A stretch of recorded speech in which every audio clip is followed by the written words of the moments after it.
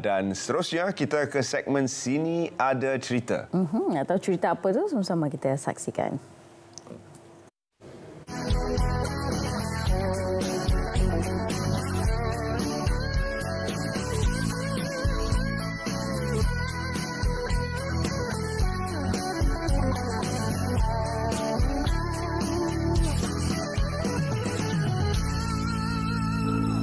Terima kasih rakan penyampai di studio. Selamat pagi Malaysia, selamat pagi, selamat sejahtera dan salam Malaysia menanti anda bersama dengan saya Cassandra Clarence dalam Sini Ada Cerita pada hari ini. Jadi sudah pastinya untuk Sini Ada Cerita, pastinya topik yang akan kita kupas begitu menarik, begitu bermanfaat untuk anda semua.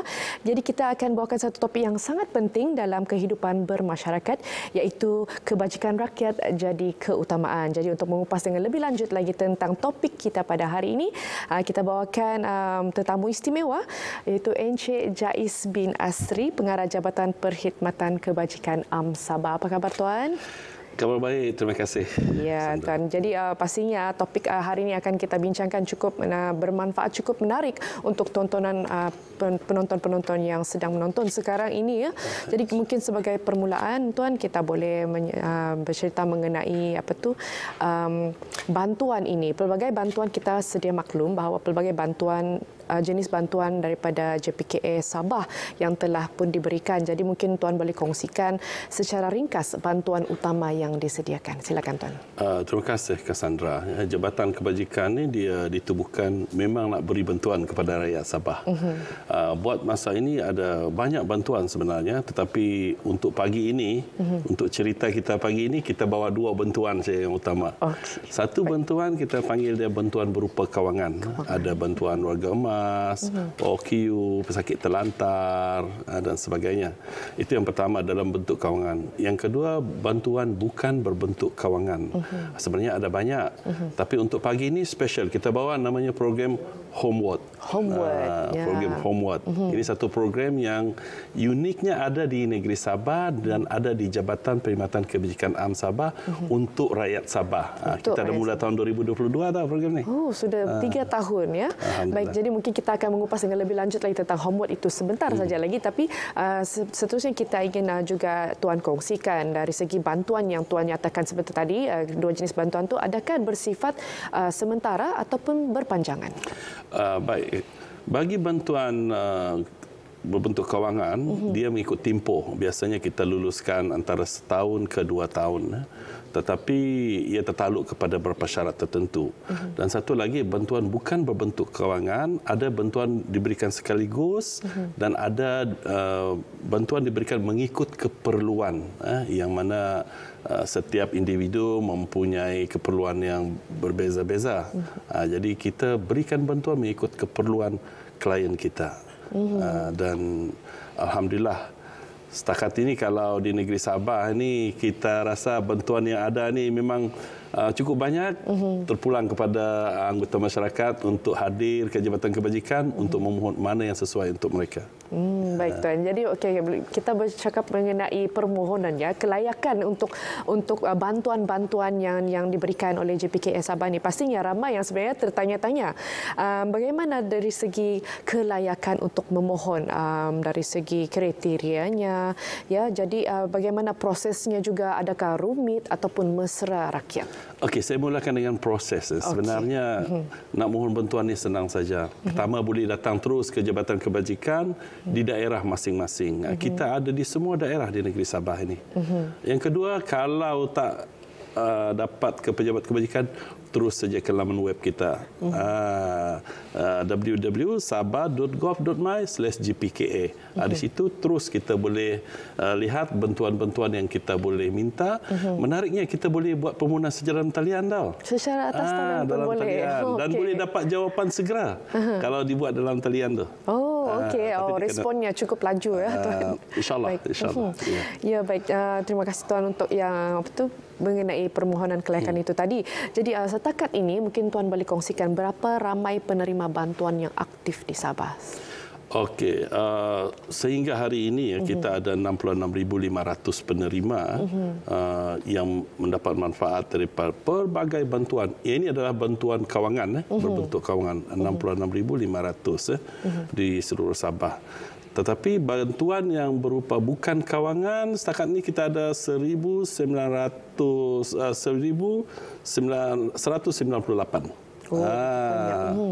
Itu ini, yang ada ini sekarang. yang tadi Tuan sebut homework itu. Ya, homework. Okey, baik. Okey, Tuan, mungkin menangkan Tuan ada sebut sebentar tadi, betul bantuan ini telah pun dimulakan daripada 2022 lagi kan. Jadi dari tahun 2022 sehingga ke tahun sekarang ini ada atau tidak kisah kejayaan penerima bantuan? Maksudnya dari contohnya mungkin dari segi yang berjaya berniaga kecil-kecilan ataupun yang lebih berdikari selepas mendapat bantuan ini. Okey, kalau saya fokuskan kepada homework bagi mereka yang telah mendapat program homework, nanti saya akan jelaskan macam mana homework ini boleh berjalan programnya.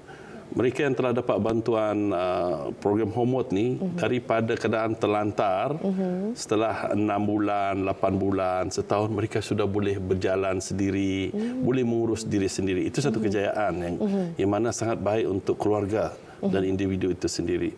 Tapi kalau kita lihat bantuan kita, kalau dari segi kawangan, kita lihat kebanyakan yang dapat bantuan kita ini memang produktivitinya mereka agak rendah. Kecuali mereka yang kategori ibu tunggal, yang masih boleh berusaha, produktif, memang ada kes yang kita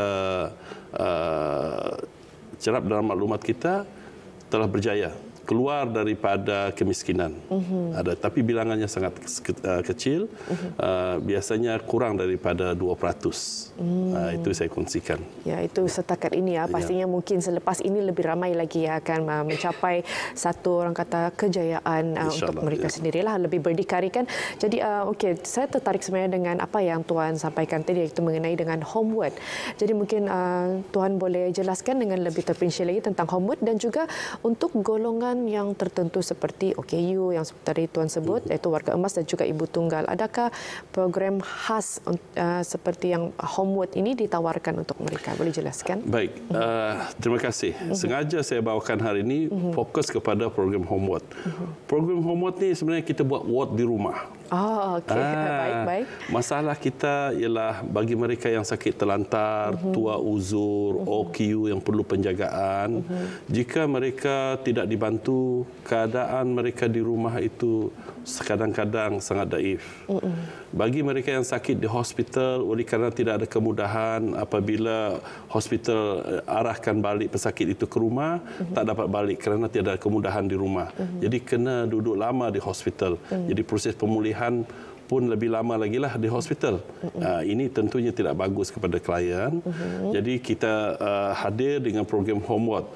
Kita dalam program homework ni sebenarnya kita bantu klien kita ini dengan pinjamkan mereka peralatan-peralatan sokongan seperti katil boleh laras, katil yang boleh adjustable. Kita juga memberikan mereka wheelchair, screen, walking stick, dan lebih menarik daripada itu ialah bukan saja kita berikan, kita wujudkan satu kumpulan sokongan komuniti untuk mereka.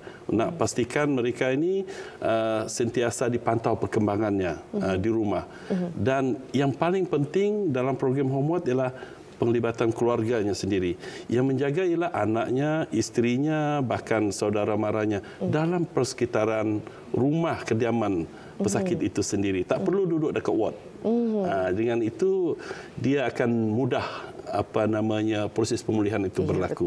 Jadi kita nak pesakit ni gembira dalam persekitaran rumah, diberi sokongan oleh ahli keluarga. Ya, betul. Dan kerajaan berikan peralatan untuk digunakan. Baik. Jadi terima kasih sekali lagi Tuan atas perkongsian yang cukup menarik, cukup hebat, yang pastinya begitu dekat dengan hati rakyat. Mereka dapat betul satu cara untuk memohon, satu peluang untuk mereka mendapat bantuan daripada kerajaan. Ya, terima kasih Encik Jais atas perkongsian pada hari ini. Jadi kita akan Untuk kali ini, sini ada cerita. Pastinya perkongsian yang cukup hebat, cukup menarik, cukup bermanfaat untuk anda. Baik, inilah dia sini ada cerita untuk edisi kali ini. Saya Cassandra Clarence.